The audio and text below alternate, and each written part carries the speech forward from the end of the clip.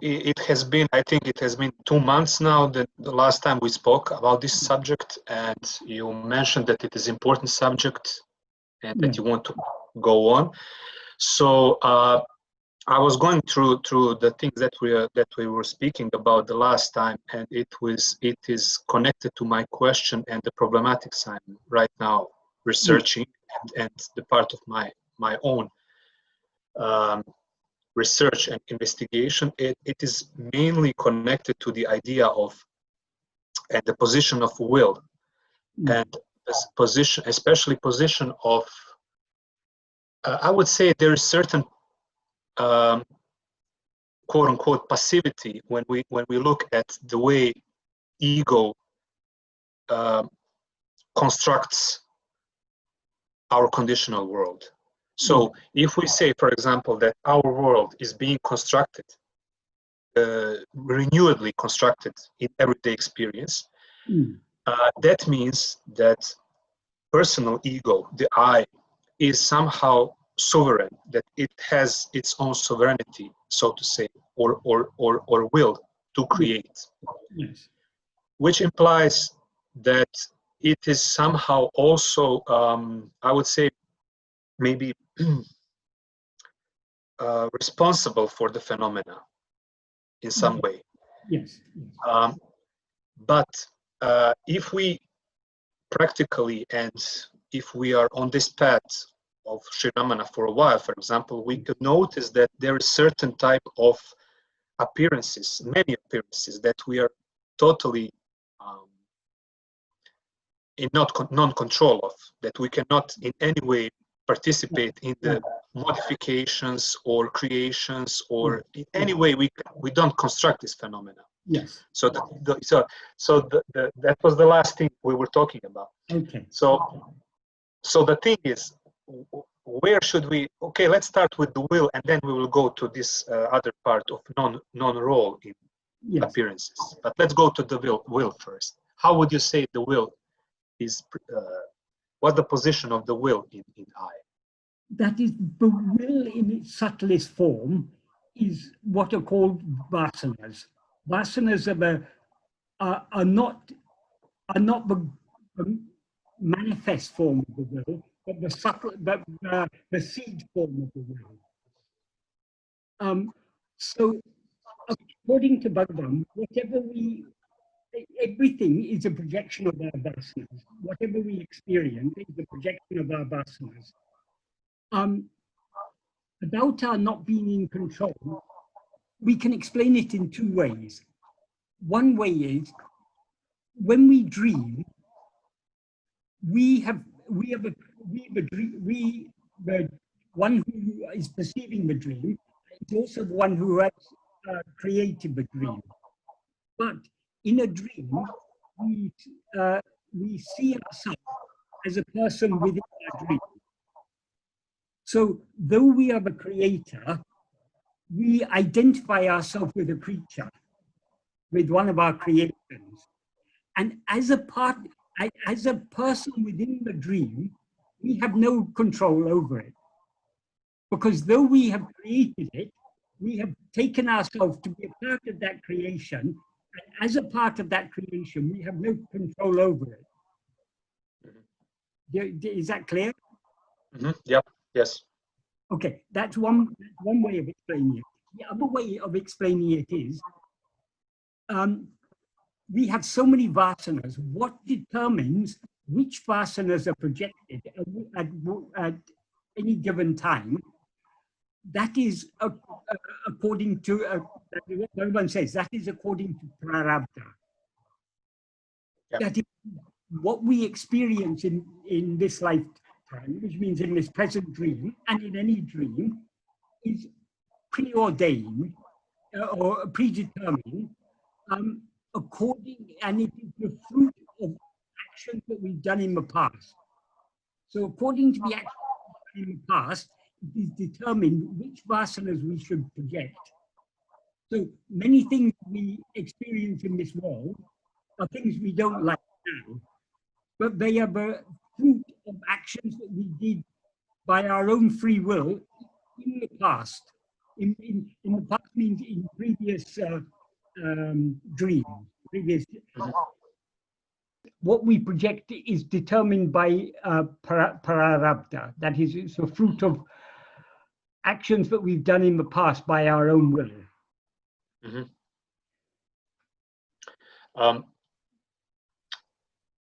So if we accept that it's prarabdha karma, and the way it is formed is basically when we are talking from our personal experience, we are born into this in a sense because it's already predetermined. So in that way, when we start with the Atma-vichara and when we start with the process, we already find ourselves as a part of something that we don't know yet what it is. So when we start questioning it, then we start to unravel this whole mystery. But the thing is, it always seems to me that it is always some kind of, to come back to my original question, that it is always out of control. That is something that is, if I accept that it is already predetermined, that means that even if it's part of my prarabdha karma, it means that I cannot do anything about it, in the sense that I cannot change the appearance of the phenomena. We cannot change what we are destined to experience. That's what Bhagavan wrote in the note to his mother. What is never to happen will not happen, however much effort we make, and what is to happen will not stop, however much obstacle we make, obstruction we make. So it's already predetermined. That doesn't, people sometimes take that, or if that is the case, then we've got no freedom at all. We do have freedom. We are free. We are not free to change anything. We're free to want to change things, and we're free to try to change things. Just to take an example, it may be my destiny to be a pauper all my life. But just because it's my destiny to be a pauper, that doesn't stop me wanting to be rich. And it doesn't stop me trying to become rich. But I heard you said Pope, so that's why I laughed. I heard you say Pope. Pope, okay, pauper, very poor person. Okay, we can also say Pope. I may want to be the Pope. Pope. But it's not my destiny to be the Pope. So however much I want to be the Pope and I try to be the Pope, it's not going to happen. So I became a sadhu instead. Yes. So here, what is some kind of dilemma that arises from time to time is, if we say that according to what we talked before, the world, the phenomena, the appearances and empirical world basically arises out of the ego sense of I, the personification of the self. And if it arises from the I, then it should mean, if it is the cause, if we take the causal link, the cause in the effect, we always by default recognize that what is in effect is how can I put it in words? It's always somehow addicted. Let's use this word, addicted to the or combined with the cause. What do I mean by this? If I say that the world is projected by I, that means that the world has to have some kind of the same features or similar features as I, but I don't see that in the phenomenal world. Right. Does it make sense? The answer is verse 4 of Uludunapadu. What Bhagavan says in verse 4 of Uludunapadu is, if oneself is a form, the world and God will be likewise. If oneself is not a form, who can see their forms and how? Can what is seen be other than, be of a different nature to the eye that sees it? The eye, they're used in a metaphorical, eye means the physical eye, but it's used in a metaphorical sense. In other words, can what is perceived be of a different nature to the perceiver? That's a rhetorical question. Obviously, the implication is that what is perceived will always be of the same nature as what is perceiving. And then he ends by saying oneself is the real I, the infinite I. Again, I is EYE. The Tamil word is kan. Kan means the eye that sees. So this is our essential nature. Our real nature is pure awareness. And as pure awareness, we don't see any forms. But as ego, we come into existence, as Bhagavan says in verse 25, we come into existence grasping form. We stand grasping form. Grasping and feeding on forms, we flourish as ego, that is. Leaving one form, we grasp another form. So as ego, we are not pure chit. We are chit jada granti. That is, we are a confused, entangled mixture of chit and jada. So because we identify ourselves as a body, which is a form, we are aware of forms. When in sleep, we don't identify ourselves with any form, and therefore we're not aware of any forms.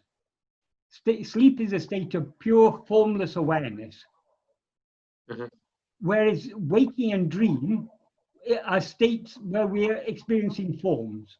Forms means, form we can take is more or less synonymous with phenomenon.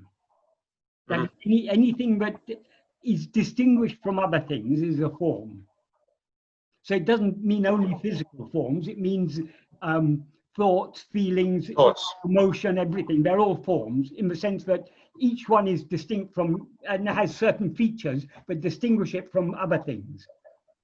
So all forms come into existence only when we rise as ego. Because we rise as ego by projecting and grasping a form as I. And then through the form we grasp as I as this body, through the 5 senses of this form, we then project the world. But when you go to the root of it, when we take this all what you said now, when we take it all into parentheses, and when we go to the root of it, to the projection itself, and the cause of projection, and the way projection is being projected, then it is inevitable to see that it's very, very simple. If I see it in that way, that I'm projecting it, that means that I'm willing it. Yes. But I don't see will happening there. That's the thing. It's not in my experience, in my direct experience, that I, in any way, I just, so to put it very, even more kind of down-to-earth experience. When I wake up in the morning, the world is already there, so to say. So appearances are there. I can believe that the eye is projecting the world around me, but that's a form of belief. Because either or not, I wake up, the world is there. But okay, let's not go into that. Okay, let's take another example. When you start dreaming, the world is there. Yes. But you don't suppose, when you wake up from a dream, you don't suppose that world was there before you started dreaming. The reason the world is there as soon as you start dreaming is because you're dreaming it. Likewise, this world is there as soon as you wake up in the morning, because waking up in the morning is beginning this dream, or beginning a new chapter of this dream. Because the whole life is one one dream, which is broken up Completely. into many chunks. Yeah, completely agree, and I understand that part. But the question comes when I want to say that when I want to accept that the world is being projected by me or by I. I don't see any autonomy there. That's the thing. I don't see that I'm autonomous being in this sense of having the power to construct. Why do you wake up in the morning? Did you say why or? Why? Why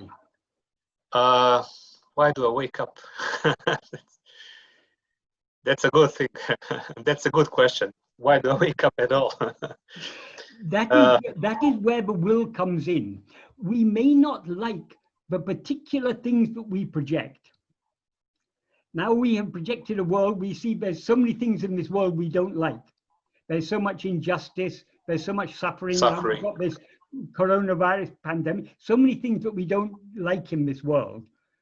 But why we continue waking up every morning to see this world with all its problems? Because we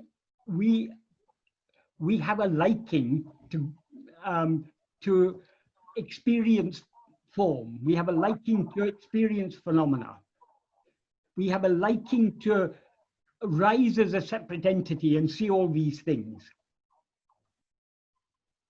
It is because the most fundamental of all desires is the desire to rise as ego. Mm-hmm. Of course, it's only as ego that we have this desire. So, I mean, I'm not saying there's a desire before we rise as ego, but we rise as ego of our own volition.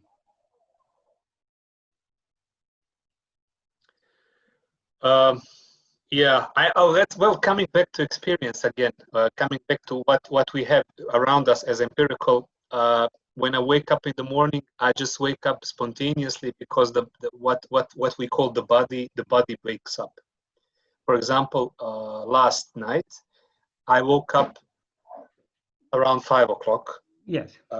And since the beginning of summer, I just, for some reason, totally unknown to me, I sleep only 5 hours or less.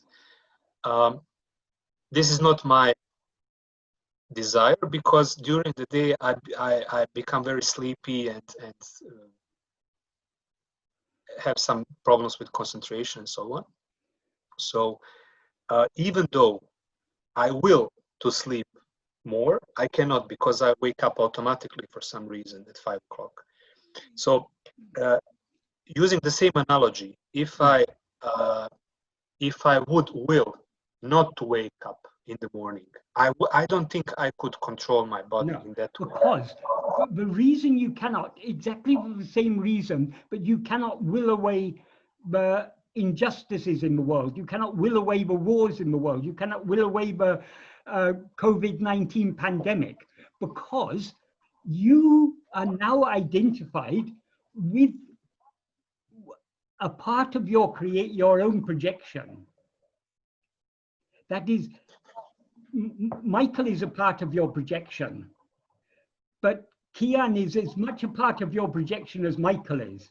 It just so happens you identify that Kijan is the point from which you are projecting, so you identify yourself as a certain person, but the person you seem to be is as much a part of your projection as all the other people you see. So as that person, you say you feel sleepy, you wish you could sleep longer at night, but you've just happened to wake up at 5 o'clock, but you have no freedom because you've already woken up. Yes, but I didn't will it. That's the thing. I don't have autonomy. Okay. If you were to let me just say one. You say. I just wanted to say just one sentence, like a digression. This is connected to what you were explaining. If we take like this concept of God, for example, as it is understood in personalist religions, like Abrahamic or Vaishnava tradition and so on, God basically what he does is that he says be, and it is. Yes. That's what the I, the self does. Yes. But from my perspective, I cannot do it. In that sense, I see that I cannot will things into existence. Yes. But you are the God who has created this world. But though you are the God who has created this world, you now don't, you are not now aware of yourself as God. You're aware of yourself as one of the creatures. You mean that I'm entangled with the dream? Yes. And yes, I cannot yes, wake up. yes. You experience yourself as a part of your dream. Mm-hmm. So all that you want now is as that person that you seem to be. Mm-hmm. Which basically means that when we take one lowest common denominator, we could say that what is happening right now is that the I is talking to himself on Zoom. Yes, yes. Having two different projections. Yes. In a dream, for example, when you can have a philosophical discussion with someone in a dream. And sometimes the people in the dream may say things, oh, wow, that's a good idea. It seems to you that idea is coming from the person in the dream. But from where is it coming? It's coming only from you, because the whole dream is your creation. Yeah. Or animals that talk. Yeah. Yeah. Yeah. Yeah. So in that sense, coming back again to experiential realm, Yeah. then we will have to accept that some things are happening, to use this word, subconsciously, so to say. So it's not that I will willingly do it. It's not that I am. Is that what you're trying to say? It's not that we're willingly projecting it and all what is happening in the phenomena, but we are entangled with it because we don't see it as our own creations. It is all our own will ultimately, but it is we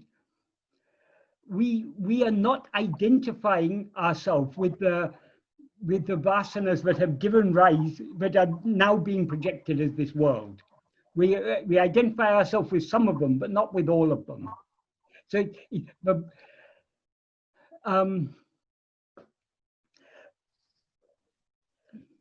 the thing is, if we try to analyze this too much, all becomes a bit confusing. But we need to understand why Bhagavan has taught us this. But that is, there are certain basic principles that Bhagavan has taught us. When we rise as ego, everything appears, everything comes into existence only when we rise as ego. When we rise as ego, we always rise identifying ourselves with a certain form. And consequently, we see all these other forms. If we try to analyze too much about the prarabdha and about the vasanas and all these things, there's no it is not a fruitful investigation to make. It's a bit like Bhagavan said, when in a barber shop, there's no point in analyzing all the hairs. Which hairs are grey, which hairs are long, which hairs are black, which are red, all different hairs, whether it's from an old person or a young person. Why the hair is there on the floor, we have to sweep it and chuck it all out. Likewise, all these things, we can go on analyzing these things for all eternity. But our aim is to reject all these things. Nothing other than the fundamental awareness I am is real. Everything is appearing and disappearing. The whole world appears and disappears. All thoughts appear and disappear. Ego itself appears and disappears. So none of these things are real. So we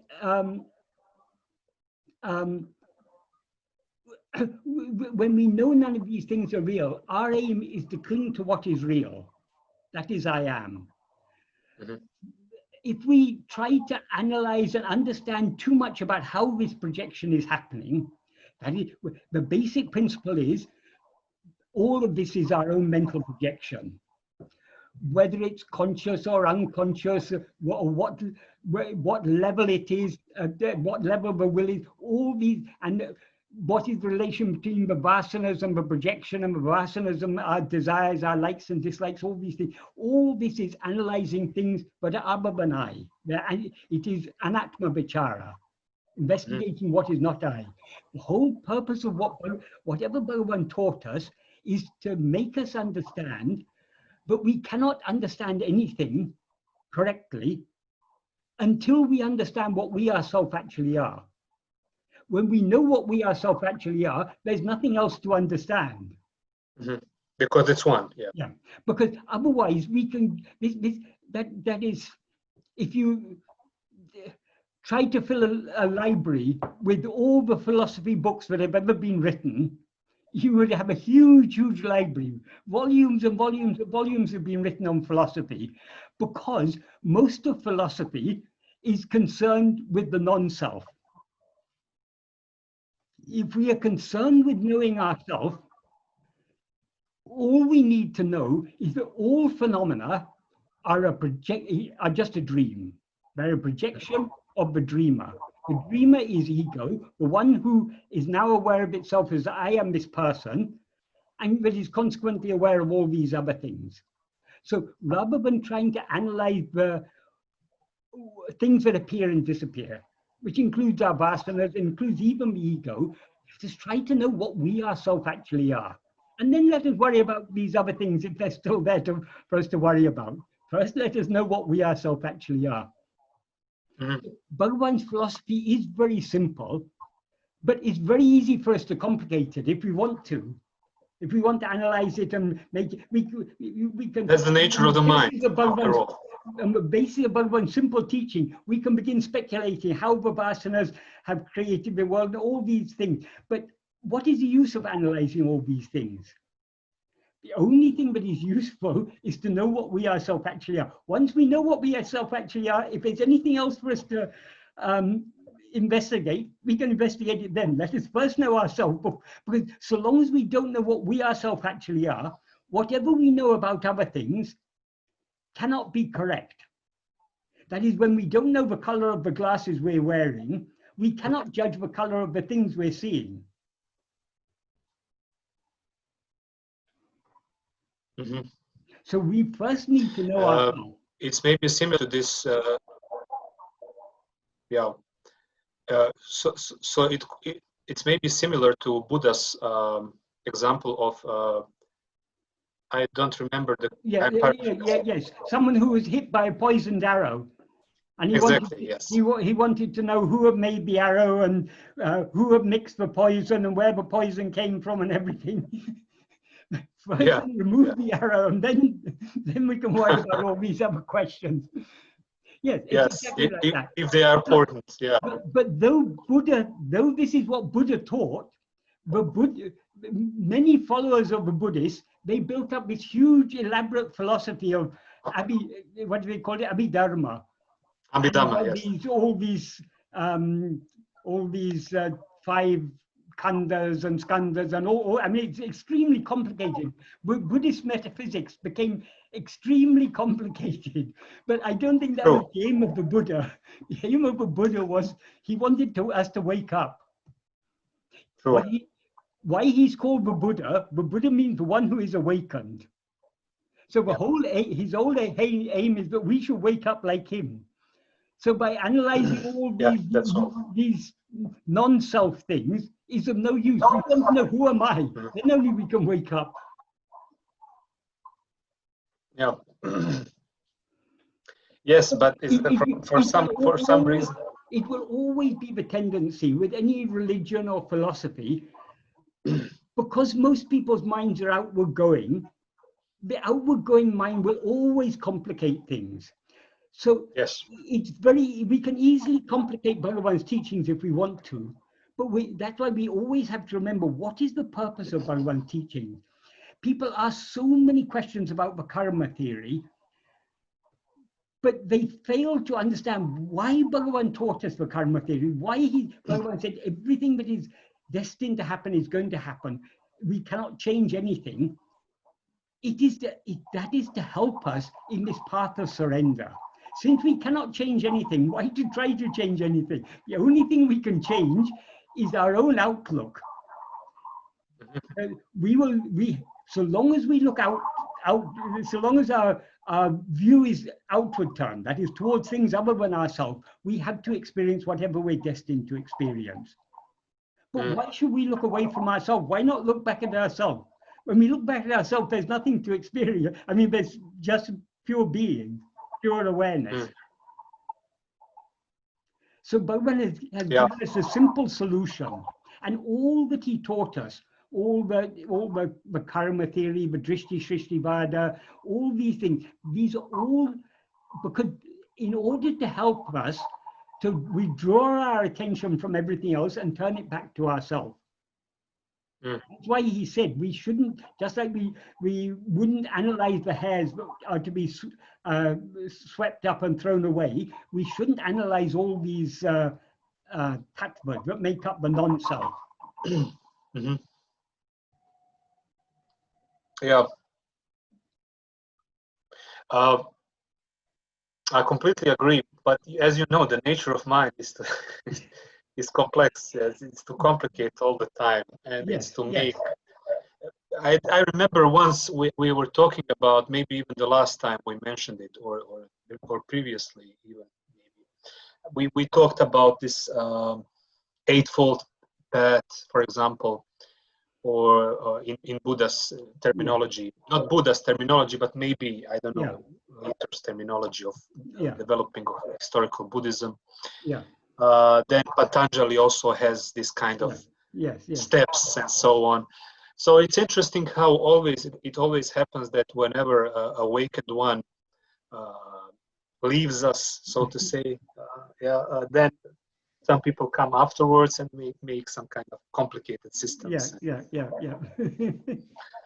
It's what we experience all the time, renewed all over again. But it's not only with yoga and Buddhism that this has happened. Even with Advaita, if you study Advaita, there's so much complicated, unnecessary philosophy. Like what are the pramanas, whether perception and inference and all these things. All these are totally unnecessary. All we need to know is to know ourselves. The basic principle of Advaita is ekam eva advitiyam. There's one only without a second. So why do you need a complicated philosophy to explain that? That's why Bhagavan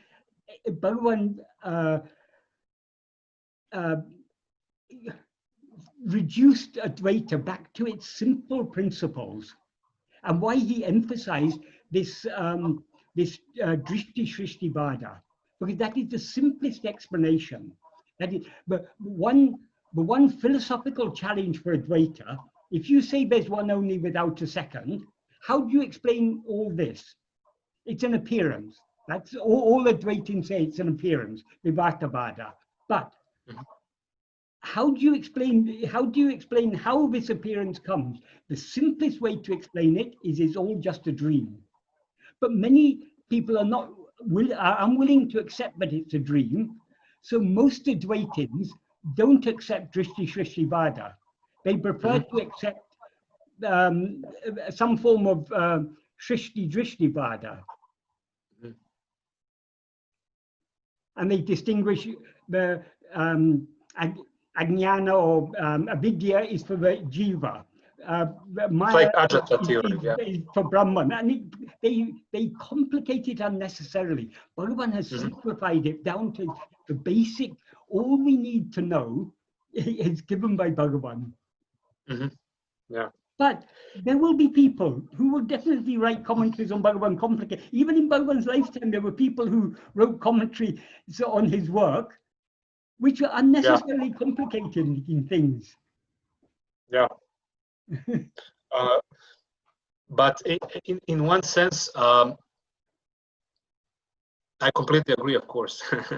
but what is somehow always comes is that when it comes to interactions and when it comes to questions, answers, sessions, and the way we try to convey the message and so on. So, and even in Bhagavan's time, his times, people used to come and ask and maybe try to inquire and that very place, so on. So some pointings, simple pointings or good quality pointings can help a lot. For example, what was one of the questions that kind of arose when I was asked once, because as you know, for many people, maybe when they encounter Advaita for the first time, and if they had some kind of experiences with monotheistic Abrahamic traditions or even Vaishnavas within Dharma traditions or any kind of personalistic religion, dualistic, the first thing that they would say that it is that they need some kind of orientation or pointings. You know? So the first thing that would ask, they would ask you, okay, when they hear this, they would say, okay, but what do you do? So that's the general question I get sometimes when we talk about this, because of the high. I don't know if there's such a word, but I'm going to invent it now. Metaphysicality. Let's use metaphysics, because of high voltage metaphysics that is involved in explaining such issues. So people tend to generally to say, especially if they come from these traditions, they tend to say, okay, but it sounds so transcendental in this out of experience kind of way. It's not connected to my everyday experience at all. Or why do you say pure awareness? Why don't you just say awareness and so on? What's the difference between pure awareness and awareness and so on? So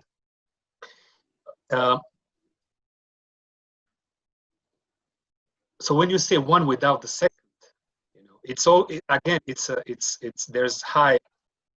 a hardcore metaphysics involved with this saying.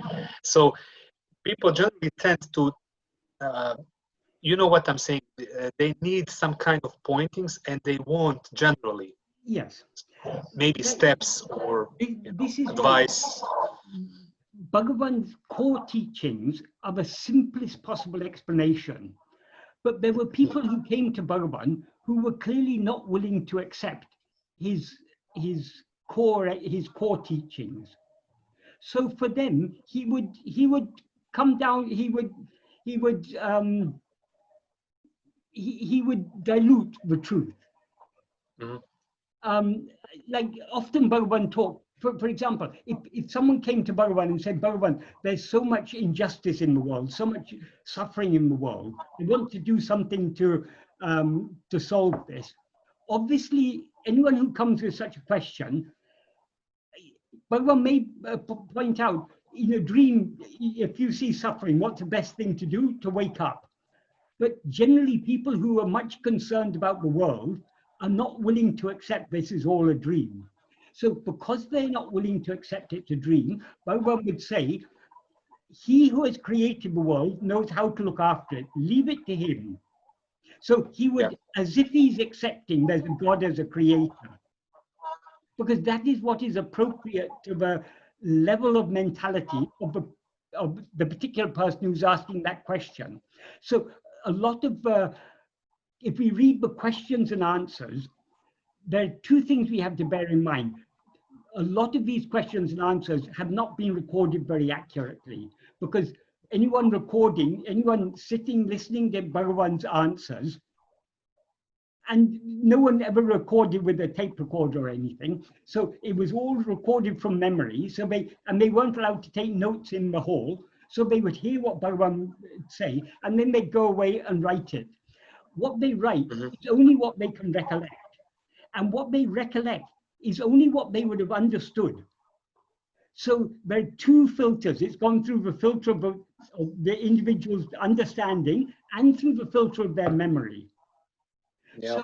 So though we've got a lot of records, like talks and day by day and other such books, that record question, that is dialogues with Bhagavan, we can't say they are 100% accurate. Some may be more accurate than others, but they're not entirely accurate. That is one problem with these things. The other problem is, the other thing we need to be aware of is that Bhagavan answered according to the needs of the individual. So he gave different answers according to, like, if a scholar came to him and asked him questions from a scholarly point of view, he would answer from that point of view. And so his answers were tailored to the needs of the individual. So we can't, though we can see, if you read talks in so many places, we can see Bhagavan's core teachings are there. But they're mixed in among so many other levels of teaching, because Bhagavan had to give different levels of teaching to suit different people on different levels of spiritual maturity.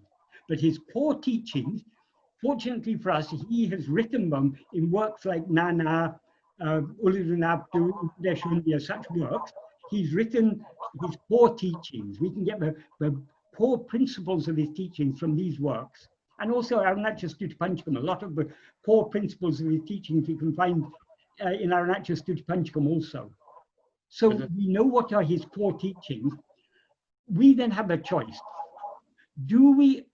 What is our aim? If our aim is to know ourselves, we will always be inclined to the simpler explanations. If we are inclined to the more elaborate explanations, more complicated explanations, it shows we are not, simplicity is not our aim. Because our ultimate goal, what can be more simpler than ekam eva advaityam, one only without a second, is the simplest of all. You cannot have simpler than one. As soon as you've got two, you've got complications. And from two, all this multiplicity comes. So if we are attracted to simplicity, that is a sign that we are ready for following Bhagavan's path. If we are drawn to complicated explanations, that shows we are not yet ready to surrender completely. The more willing we are to surrender, the more satisfied we will be with a very, very simple explanation. So if I were to ask you, for example, does a certain code of behavior or let's say ethics can be determining in this path in any way, what would you say? I would say yes, I would say yes. Because, Bhagavan says ultimately, not rising as I that is the highest. The greatest good is not rising as I. But we are not, so long as we are not ready to surrender ourselves completely, we experience ourselves as an individual in this world of multiplicity. And it seems to us, but just like this person seems to be sentient, actually this person isn't sentient. What is sentient is only the ego. But because this ego is aware of itself as I am this person seems to be sentient. So all the other people and other living beings, animals, sentient beings, they all seem to be sentient. So just like I don't want any harm to happen to me, I shouldn't want any harm to happen to anyone else, because just as much as I value my life, as much as I value my comfort, every other jiva values their life and their comfort. So I would say the whole moral code, once we've risen as ego, the whole moral code can be summed up in one word: ahimsa, not causing harm. That should be our aim. Of course, it's a simple principle. It's not always simple to put it into practice, because there are certain situations where if we do this, if we try to avoid one harm, we cause another harm. So it's not always easy to know to choose which is the most ahimsa course of action to take. But if we're on path of surrender, generally we should follow the principle of ahimsa. But we shouldn't be, as Bhagavan said, whatever is happening, all karyas, all that is to happen, is meant to happen, is being driven by one Parameshwara Shakti, one supreme ruling power.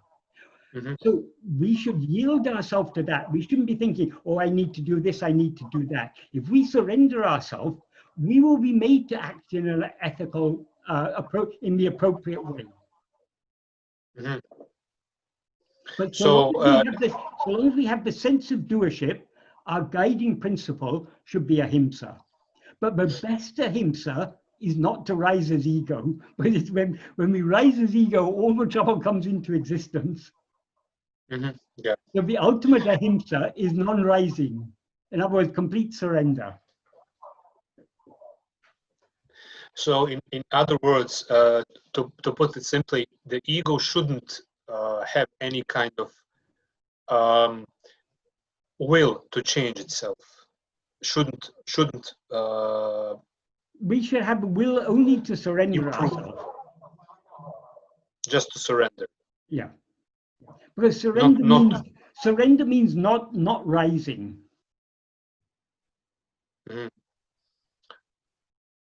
Which means attending to the self. Yes. That is why Bhagavan defines surrender as Anma Chintane Tabira, Vera Chintane Kalambavataku, Satram Idam Kadamo. That is not giving the slightest room to the rising of any thought other than Atma-chintana. Atma-chintana literally means thought of oneself.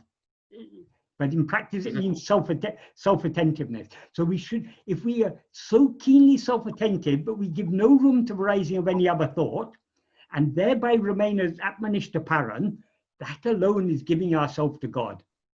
So Bhagavan defines, this is the first sentence in the 13th paragraph of Nana, Bhagavan defines there what is surrender. The surrender can be complete only by means of self-investigation. Because we can, to a certain extent, we can surrender our will to the will of God. We can reduce the strength of our likes, dislikes, desires, attachments, and so on, to a certain extent. But we cannot get rid of them entirely until we get rid of their root, which is ego. So that is why surrender must ultimately lead to self-surrender, surrender of oneself. How to surrender oneself? Oneself here means ego. Ego is nothing but a false awareness of ourself, an awareness of ourself as something other than what we actually are. So in order to surrender this ego, we need to know what we actually are. So it's only by means of self-investigation that we can surrender ego. And only by surrendering ego can we surrender everything else. And it is ongoing practice that is done from day till night. Yes, it's ongoing all the time.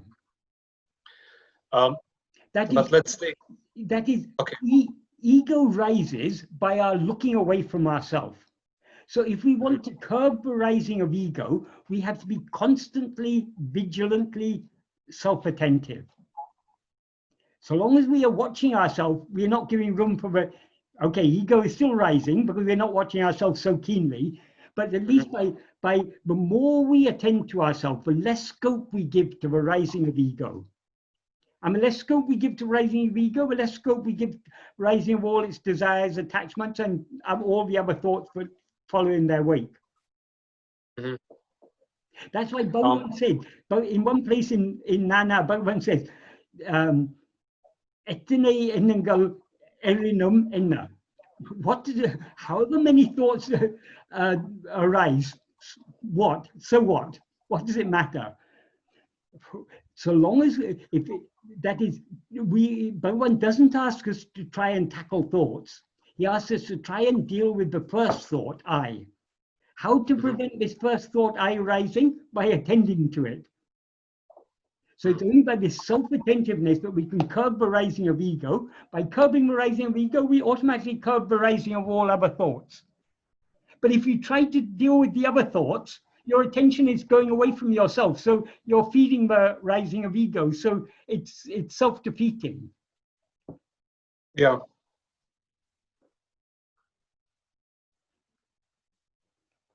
But if we take one hypothetical situation, okay, that could possibly happen, right. For the sake of example, Yes. Let's say that there are some people born in this world, so some persons that are born with some inherent tendencies that are completely opposite to ahimsa, as we know that exists. Yes. And it's well known in psychopathology that it is that there are certain people that are born that way, as the science says. Yes. So we see that even in kids, we can witness that it is not something. I'm just saying what we know until now. Yes. That it is not something that is changed or moderated within the kid by environment. Yes. But it is something biological. So basically, there are some people that are born as psychopaths, literally. Yes. From the very early age, they exhibit this behavior. So from the point of view of science, they may say it's biological. From the point of view of Bhagavan, it is they are born. They have brought these vasanas with them, such vasanas with them. Okay. Yeah. Yes. Okay. Whichever way we explain it. Okay. Let's use that. Yes. So they are born. They born with that vasanas. Yes. And that vasanas make them murder little animals or possibly parents and so on. I was also kind of surprised when I saw how much is this present in our world. I thought there are some persons here and there, kind of. But when I read something about it, and I watched some documentaries about this phenomena, because they cannot understand it since from the scientific point of view, none of the parents have this feature within them. So I don't want to be too much to go into details about it, but then I've noticed that if we use this, if we say that, okay, they are born with these vasanas and they come into this world and they do some things that are, from the point of ahimsa, non-acceptable or totally opposite to this principle. So when they hear about, this is always also hypothetical, but when they hear about Atma-vichara, for example, I'm not sure if they would change anything unless given an ethical code of behavior to try to modify something, try, at least to try, if it is possible. I don't know.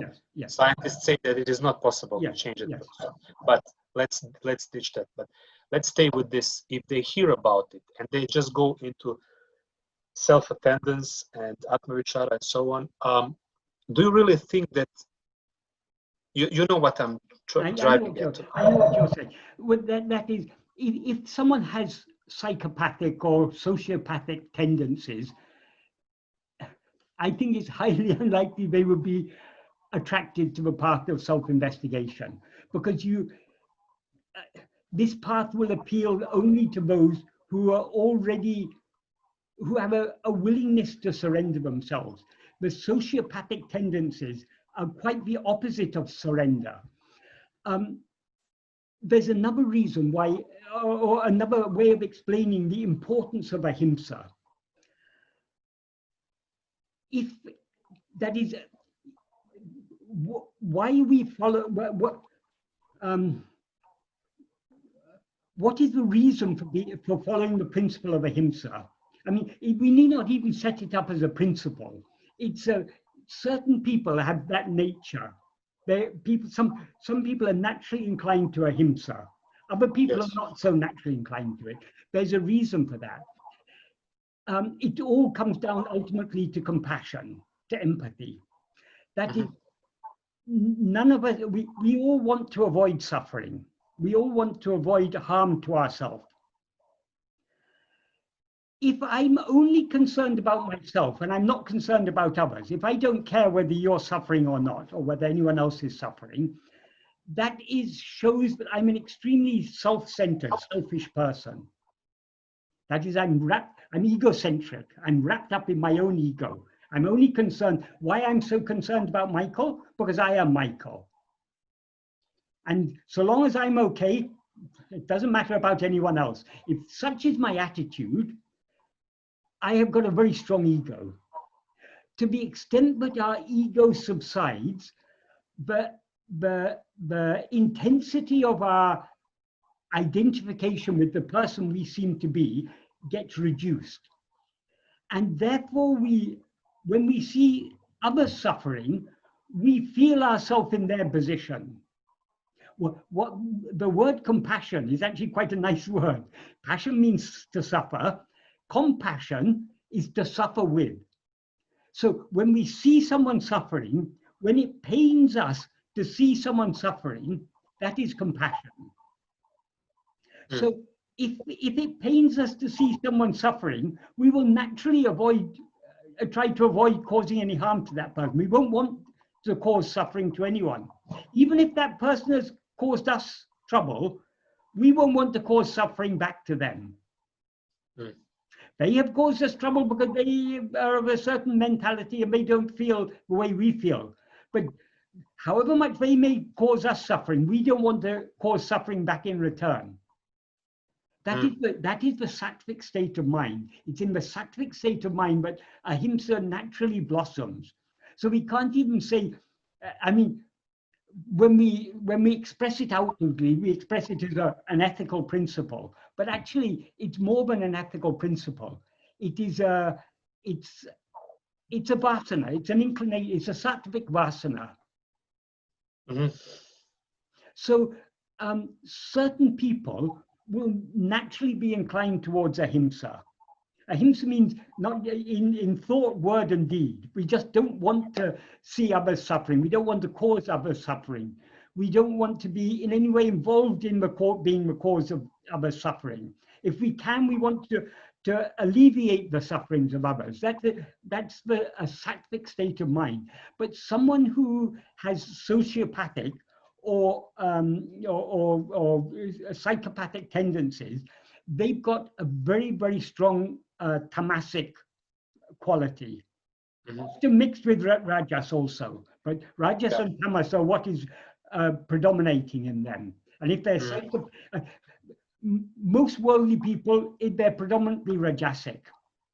They may have a certain amount of sattva, a certain amount of tamas, but it's predominantly rajasic. Such people generally will not deliberately cause. They may be a bit insensitive to others.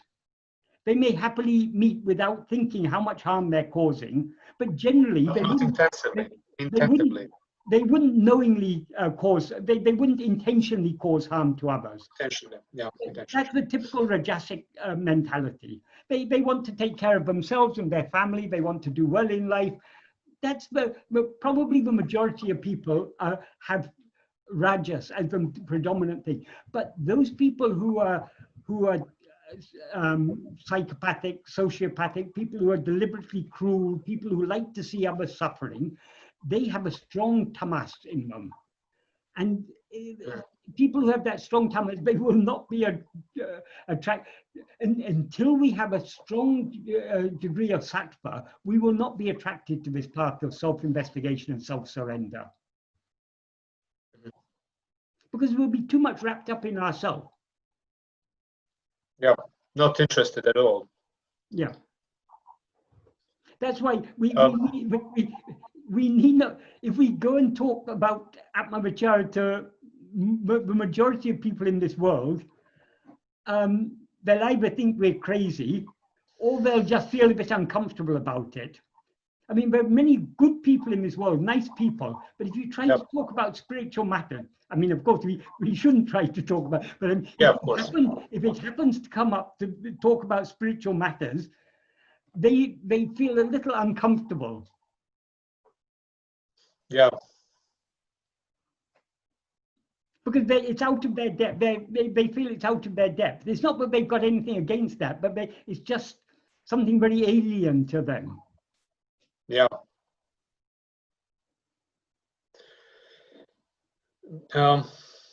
Well, the reason why I ask you about this is that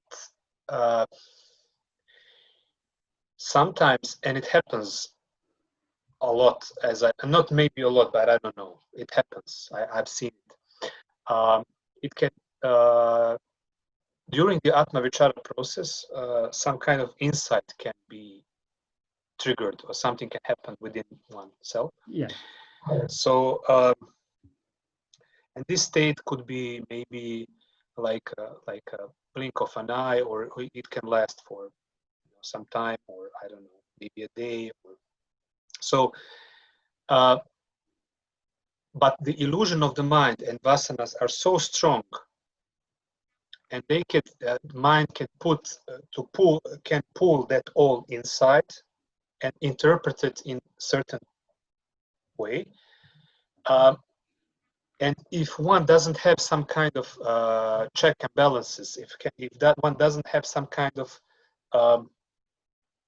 criteria in order how to validate that experience, one could easily, I don't know if you would agree or not, I could be wrong, of course, one could easily become too self-centered, like this phenomena of spiritual bypassing. You could believe that you are already attained avaduta or jnani, and that you are free and so on, because of that very powerful experiences that one could have. Undoubtedly, they could be authentic, maybe. Yes. They could last for 7 days, maybe. They could be very authentic. But the problem is, of course, not the problem, but the nature of that phenomena is that it passes. Yes. It's not stable. It's not important even, according to Bhagavan. So basically, you know what I'm trying to ask you. If we don't have some kind of criteria in how to validate this kind of experiences, yes, and if we don't check ourselves, yes, if we become too much attracted into this kind of spiritual phenomena that could be very intense, yes, then one could easily lose oneself, not in this tamasic sense, but in sattvic sense. One could become maybe too sattvic, or one could become... Yeah. Ramakrishna Paramahamsa told a story about 3 thieves. That is, a certain wayfarer was walking through a jungle, dense forest, and was attacked by 3 thieves who stole all his money. The first thief said, "Let us kill him. If we kill him, then there'll be no witnesses, nobody will know." But the second thief said, "No, let's just tie him up." Let's not actually kill him. That's not good. Let's just tie him up and leave him. Then the murder won't be on our hands. If we tie him up, he'll probably just die there. But so we'll tie him up. So they agreed to tie him up. And then they went away. The third thief, after some time, came back and untied him and took him to the edge of the forest and said, this road goes this way. If you go this way, you'll come to your town. And that the wayfarer said, oh, you've saved my life. Please come with me and I'll welcome you to my home. And the thief said, no, I'm a thief. If I come there, I will get caught. I can only bring you so far. You not have to go on your own. That was the story told by Ramakrishna. Then he said, the first thief who wanted to kill is tamas. The second thief who suggested to tie him up was Rajas. The third thief who came and untied him and took him to the edge of the forest is Sattva. But even the Sattva has to be left behind. Because even the Sattva that is as a state of mind. Obviously, the nature of pure awareness is Suddha Sattva, perfect Sattva. But so long as we talk about these as states of mind, as qualities of mind, even the Sattva has to be left behind. We have to go beyond that. So it is true, there are people who go a little bit along the spiritual path, have some experience, take that experience to be the real thing, and think they've achieved that they're jnani and everything. They become gurus and they want to teach others. And you say what criteria are there? As far as I mean, for oneself, for ordinary people that are on the path. To avoid that, I think having a deep and clear understanding of Bhagavan's teachings is possibly the best protection. Because if we understand Bhagavan's teachings correctly, no phenomena is what we actually are. So whatever great experience we have, it's something that has come. And it will also go. It is not real. What is real is what is always present. Bhagavan often used to say, there's nothing new to be achieved. That jnana is already shining within us as I. All we need to do is to give up the ajnana, give up everything, the awareness of anything other than ourselves. What remains is the awareness of ourselves. So if we understand correctly, our aim is not to achieve any experience. Our aim is to get rid of the experiencer, that is ego. So if we've got a clear understanding of Bhagavan's teachings, we will not be misled by whatever experiences may come. We will not attach importance to them. Because who is it who's experiencing this? We'll try to go deeper within. So as far as a criteria is concerned, I would say a clear understanding of Bhagavan's teachings will protect us. But if we're following this path correctly, the more we turn our attention within, the more clarity will shine in our heart. That is, the clarity is always within our heart. We are uncovering the clarity, so to speak. So as we follow this path more and more, we are turning our attention back to what? We're turning our attention back to I. I is the original light that illumines the mind, but it thereby illumines the whole world. So the original light is the light of pure awareness, but is ever shining in our heart as I am. So if we are constantly trying to attend to that I am, our mind will be purified, and purified means it'll be clarified. So as we get greater and greater degree of clarity, we will automatically be able to see through all these transient experiences.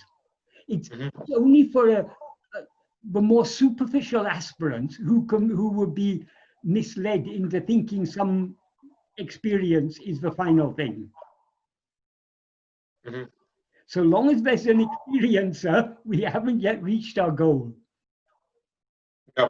What we are seeking is that which is beyond experience. Experience in the sense of an experiencer and something that is experienced. Beyond that triputi, that triad of knower, knowing, and known. So once it happens, when the dhyana shines on oneself, and once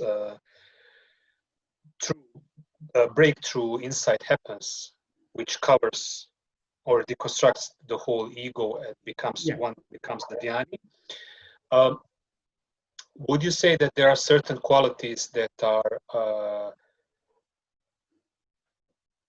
I think, but there is a quote from Bhagavan where he says that all good qualities shine or arise.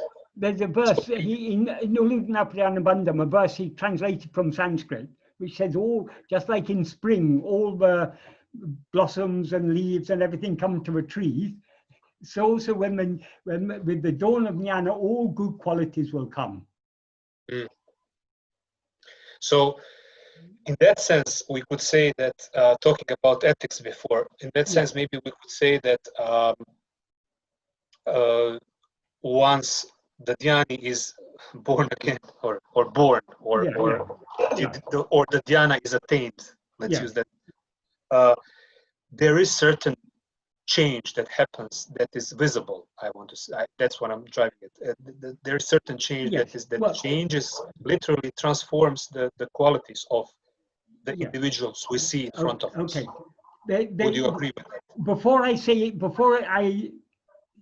agree with you, but before I agree with you, there's an important thing to say. Whatever we say about the jnani, when we are talking about the jnani, we are talking about the jnani as if the jnani is a person. So when the ego turns within and dissolves in its source, what remains is just pure awareness. But from our perspective, when we see, for example, Bhagavan, we take the person we call Bhagavan, we take to be a jnani, because he's devoid of ego. But that person exists only in our view. So when the ego is dissolved, this is from the view of the ajnani, when the ego of another person is dissolved, what remains will be the mind that seems to remain there will be a pure sattvic mind. All the sattvic qualities will be there. There'll be no qualities of tamas or rajas. But that doesn't mean it.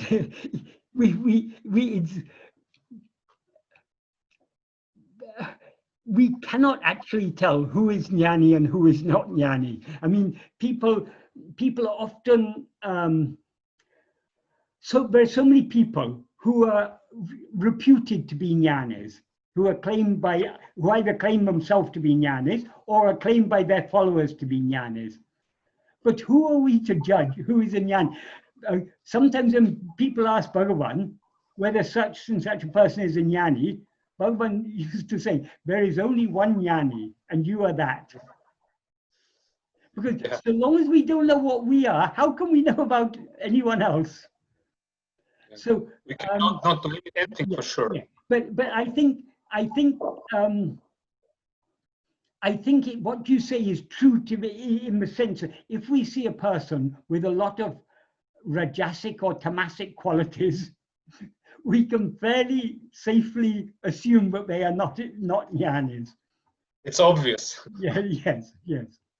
But a lot of these would-be jnanis, these would-be gurus, they are very far from sattvic in their behavior. Yeah. But there's still people who believe them. Yeah. Because people believe what they want to believe ultimately. So that's the thing with the belief, because it's so powerful. Or once mind becomes entangled within one belief that accepts within one belief system, it has literally the power to create, even to see things that are not there, and to imagine things, and it's kind of creative imagination going on.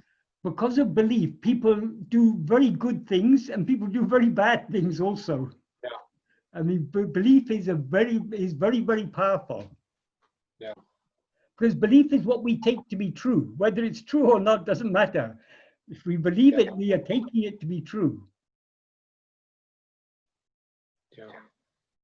And that there's a value of this skepticism that we once talked about, David Hume and skepticism and empiricism in that sense. This idea of, or even ancient Greek skeptics, that's this idea of developing the mind that doesn't believe but always problematizes and has this skepsis with it.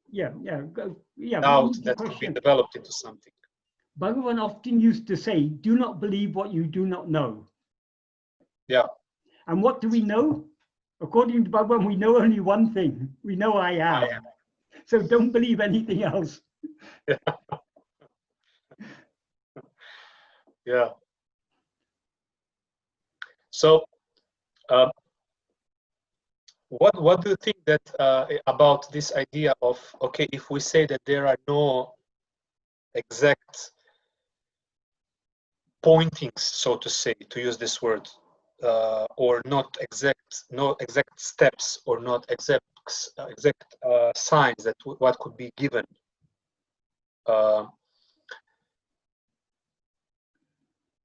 in order to help or enhance the possibility of self-knowledge or attendance of the self. If we say that there is no such thing, would you say that how would you interpret this? Because once I remember we talked about, I don't know if you remember this, we mentioned some tantra and this notion of the body and so on. How would you say that I don't want to open this topic again, but just wanted to connect it to this subject. Once Sri Ramana said that, I'm just paraphrasing now, please correct me, that the body that is strong, or the stronger body, the mind is weaker within the stronger body, and when the body is weaker, the mind is stronger. Something like that. I doubt whether Bhagavan said that. It could be in the talks, maybe. I don't know. I mean, people say all sorts of things that Bhagavan said, and I think some of these things people may have misunderstood what Bhagavan was saying. But whether our body is strong or not is according to prarabdha. When we're young, generally the body is strong. As we get older, the body gets weaker. So there's no connection. Regarding the mind, what do we mean by strong mind or weak mind? Strong mind. Is it a mind that goes outwards, or is it a mind that goes inwards? It goes outwards. The mind that complicates, the mind that creates the problems, the new phenomena, and so on. Well, often people with strong, healthy bodies also have very strong mind in that sense. Mm-hmm. So you don't think he said it? I don't think he may have said something which was misunderstood by someone or misinterpreted by someone. Mm-hmm. So there is no any connection between how we deal with the body or treat the body or discipline the body. I think the context maybe Bhagavan did say something in a certain context. I think people who he may have said it in the context of fasting. Mm-hmm. Some people think that if you fast, you can do more tapas. But I think Bhagavan may have said, if you fast and your body thereby becomes weak, your mind will thereby become strong, meaning it'll be more outward going, because you'll be thinking about food or whatever. He may have said that in a certain context, but not as a general rule. In a particular context, he may have said that. Mhm. Bhagavan didn't generally, Bhagavan discouraged people who wanted to fast or do any type of severe physical tapas. Mhm. Because what is required is, it's not, the fasting that is required is not feeding the mind with phenomena. Turning the Mhm. mind within is the correct fasting. Withdrawing the mind from all, from Veli Videngai Vittu, as he says in verse 16 of Ulugunaptu, Drisya Varitam in the Sanskrit, that is, withdrawing our mind from what is seen and turning it back to the seer. That is the fasting Bhagavan recommends. Mhm. I just found one quote from about the body that mentions body being disease. Yes. Just let me quote it to be precise. It's from the letters from Sri Ramanasham, letter 35. The body itself is a disease. If the body gets a disease, it means that the original disease has got another disease. If you really want this new disease not to trouble you, you must first take the required medicine for the original disease, so that the later disease, that is the disease of the disease, does not affect you. What is the use of worrying about the secondary disease instead of trying to find out a method of getting rid of the primary disease? Yes. Therefore, allow this new disease to go its own way and think of a medicine for the original disease. Yes.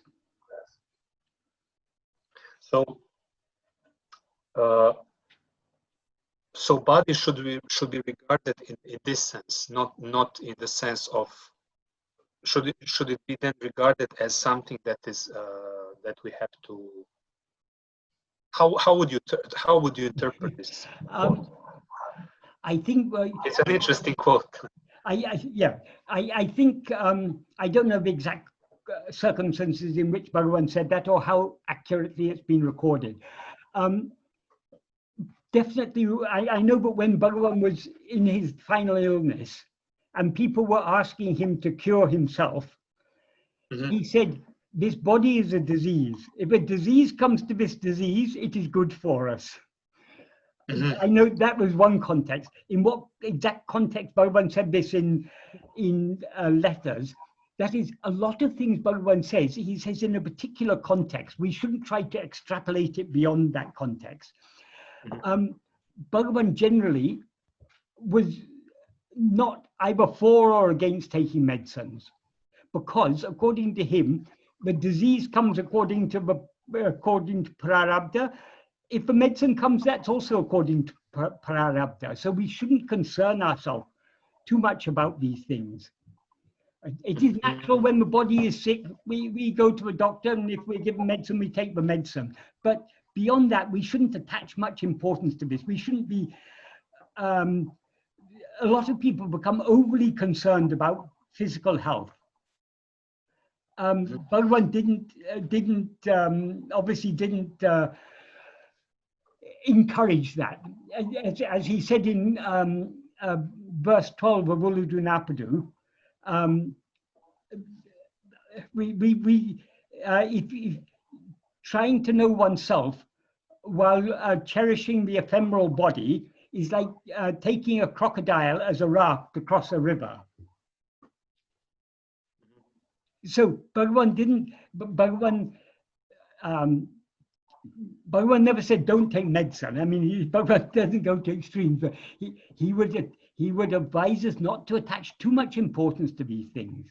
If a doctor is available and medicine is available, by all means take it, but don't let it become an obsession seeking health, because there's no such thing as perfect health, and we all know the body's going to die one day anyway. And whatever disease is to come to his body is according to Prarabdha. Whatever cure is to come is also according to Prarabdha. So Bhagavan,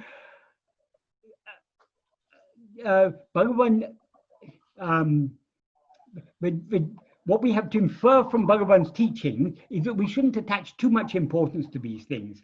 Obviously, it's natural when we have a body, we take care of it, we feed it, we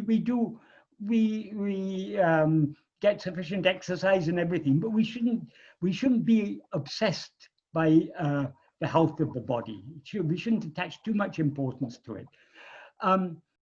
About the passage you read, Bhagavan, it's as if Bhagavan said that body is the first disease. Actually, Bhagavan said the root disease is ego. Body is a secondary disease. Any disease that comes to that body is a tertiary disease. The disease we need to deal with, the original disease of the disease. The original disease we need to deal with is this ego. So I think maybe something in that passage recorded in letters, it may have been the missing link. It wasn't perfectly recorded. Maybe, but Bhagavan wouldn't say the body is the first disease. I found this this quote that I was telling you about.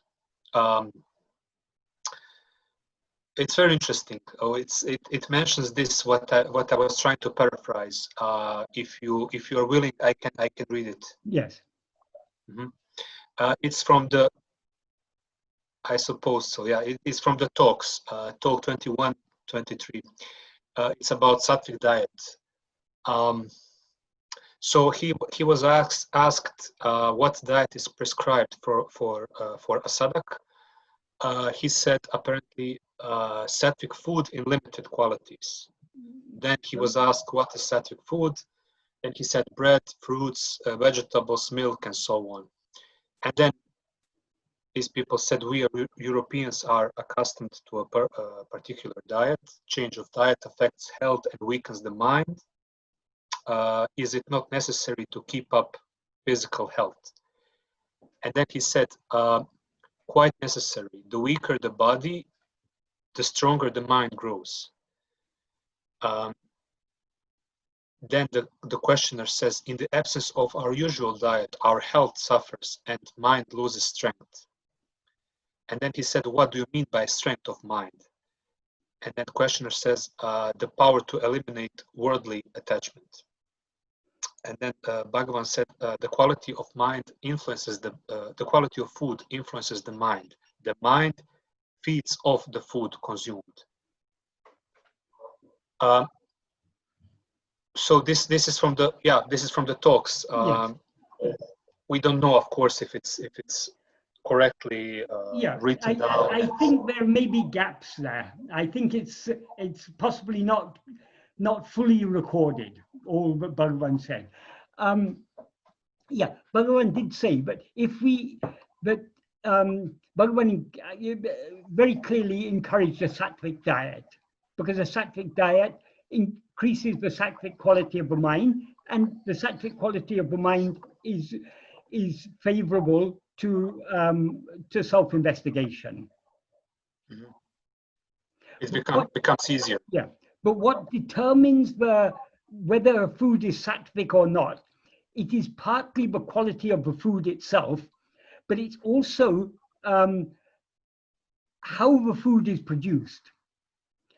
For example, Bhagavan mentioned their milk as a sattvic food. In a certain context, milk could be a sattvic food in limited quantities. But in the context of our present-day world, we know how milk is produced. 99.999% of the milk that is consumed by humans in the world is produced by the dairy industry, which involves a huge amount of cruelty. So I don't think in the modern day world, except perhaps in Ramanashram and a very few other places, we can consider milk as sattvic. We know in Ramanashram how if they're treating the cows as they were treated in Bhagavan's days, which I believe they still are, that then, and they're only taking a limited quantity of milk from them, then that is fine. According to the ancient principle in India, first the calf should have it, be allowed to have its fill, and then whatever milk remains can be taken. But nowadays in India, what most people do, they will first milk the cow, leave a little for the calf. But even in India, I mean, in India now there's a dairy industry. For people living in cities where milk is produced by a dairy industry. And even I mean, there's still people in India who keep a cow, a family cow, so they can get milk for their needs. But when the cow grows older and is no longer producing so much milk, they'll sell the cow. Yeah. And they know I've very well why would anyone buy a cow but is no longer producing enough milk to be economical? Yeah. They will buy it and they'll sell it to someone who'll sell it to someone it'll get sent off for slaughter. So people turn a blind eye to these things. So even in India, the majority of milk nowadays is not Sattvic. It's just the nature of the world we live in. Because no food that is produced by a system that involves a huge amount of himsa or harm can be truly Sattvic. So it's not just the quality of the food itself. We have to bear, how the food is produced is also very important. Just one small digression and question within the question, like a sub-question. Yes. Do you believe that certain words, when chanted onto the food that's being served, do you believe that it changes the nature of the food we eat? And do you do it? I don't do it, no. I do like Vedic chants and so on. I do believe that mantras have their own power. Not all words have power, but certain words do. I think the words that have mantric power are the words that come from the jnani. For example, Bhagavan's original works in Tamil, things that he has written, like Arunacha Stuti Panchakam, Uludunapdu and things, these words do have their own power.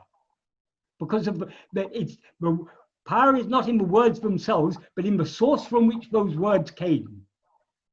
So I think there is such a thing as mantra shakti, but not all mantras necessarily are like Gayatri and also universal. Many mantras. The aim of that is Bhagavan's works. The aim of all Bhagavan's works is annihilation of ego, whether it's Arunacha Stuti Panchakam, the very first verse of Arunacha Aksharamulai. Arunachala mena hamainene pava ahateve rarupai Arunachala. Arunacha, you eradicate the ego of those who think of you in the heart, or those who think that Arunachala is only I. It can be interpreted in two ways. So the very first verse he's talking about, he's connecting Arunachala with annihilation of ego. So the whole of Stuti Panchakam is about annihilation of ego. All of Uludnapdu Upadeshundiya, all of Bhagavan's works, original works, have one aim in mind: annihilation of ego. So these are mantras that are conducive to the annihilation of ego. But that is why I was just talking about this yesterday with someone else. When someone who couldn't understand the verses of Aksharamulai asked Bhagavan, I recite these verses every day, but I'm not able to understand the meaning. Can you explain the meaning? Bhagavan said, recitation of them is itself the meaning. Because even if we don't understand the meaning, these words have a certain power. But the power of these words is for the annihilation of ego. But there are many tantric mantras, the aim of which is just to gain power. They may have that power, but that's not the power we're seeking. If we are following Bhagavan's path, our sole aim is the annihilation of ego. Yeah, I've seen it several times. when, for example, when I was in Vaishnava temples, and generally when they prepare food, they have mantras that they recite. They do the chanting, like Om Namo Bhagavate Vasudevaya, and certain mantras like this. Those are bhakti mantras. Those Bhakti mantras that will be conducive to the path of self-surrender. So those are good. Those are good mantras. Those are not. They're not chanting those mantras in order to gain Shakti or siddhis or anything. It's to cultivate more devotion. So that is good. Yeah, it's a bhakti path. It's bhakti yoga. So basically, they're just what they are chanting. They believe that when they chant on the food becomes purified because Lord is purifying the food, and because they invoke him, basically. Yeah. Simplified. Yeah. Again, this is a matter of belief. But if they sincerely believe that, then that belief has its own power. Mm. So do you chant anything? I used to chant Arunachal Stuti Panchakam when I used to go around the hill every day. Nowadays, I don't regularly chant anything. But sometimes I do. Sometimes a certain verse of Arunachal Stuti Panchakam, or even a verse of Uludunapli comes to my mind. I just sort of go through the mind, but I wouldn't say I take that as a practice or anything, because I'm just, the practice that appeals to me most is self-investigation and self-surrender. But I mean, these are all Bhagavan's works are connected with that. So sometimes certain verses come to my mind, and I mean, I love Arunachal Stuti Panchakam. There's so many verses I really love, but I don't. I wouldn't say I regularly recite, because the problem with regular recitation, it can become very mechanical. Yeah, true. Yeah. So that doesn't appeal to me so much. The verses appeal to me, but the regular recitation doesn't appeal to me so much. But sometimes when they come to the mind, it can have a very good effect on the mind at times. But we can't generate that effect. It's sometimes the verses come to the mind, and sorry. They give, it's difficult to put it in words, but yeah, the words have their, they have their power. You were asking something? Yeah, is there a certain verse or verses that you would recommend, or verses that you especially enjoy chanting, or I mean, verses you find particularly? In Arunachal Stuti Panchakam, there are certainly some verses that are particularly appealing, but it also depends upon the time, upon the state of mind. A verse, but in certain states of mind, certain verses are particularly appealing. In other states of mind, other verses may be particularly appealing. So,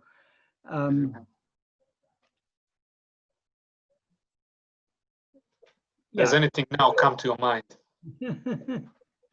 I mean, I can, if I start thinking of verses of Arunachal Stuti Panchakam, so many, I mean, Aksharam, so many verses come to my mind. One of my favorites is Tirumbiya Hamdane Dinamaha Kankan Teriyam and Arunachala. Turning within, daily see yourself with the inner eye, and it will be known. Thus you said, my Arunachala.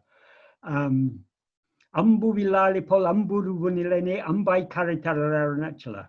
Like ice in water, melt me as love in you, the form of love. Usutrulam Tune Kandarangida Unara Heka Taranachala.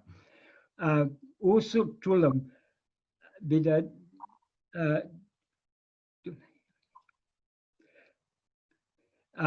So that this mind which wanders around the world may subside, show your beauty. Kutramai Gunamai Panita Guru Guru Vayali Arunachala. completely removing all kutra, all defects. Gunamai panita, gunamai, making me good qualities. Al means take me as your own. Guru Vuruvaya Arunachala. Arunachala, shine as Guru, removing all my defects and giving me all good qualities. Defects means the rising of ego, good qualities subsiding, surrender. And there are some in Arunachala Patikam. I mean, Arunachala Navamani Malai, the 7th verse. Anamalai adiene andavandre aviudal. Kondai en kureondo kurium gunamum ni allal. Enne betray enuire enum eduvo adusevai.